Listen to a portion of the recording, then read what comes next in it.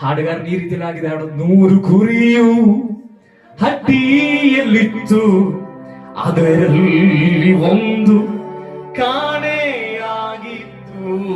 100 ಕುರಿಯು ಹಟ್ಟಿಯಲ್ಲಿತ್ತು, ಅದರಲ್ಲಿ ಒಂದು.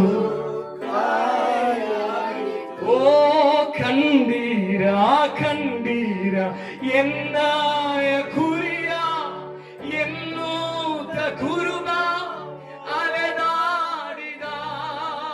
ಕಂಡೀರ ಕಂಡೀರ ಎನ್ನಾಯ ಕುರಿಯ ಎನ್ನುತ್ತ ಕುರುಬ ಅಲೆದಾಡಿದ.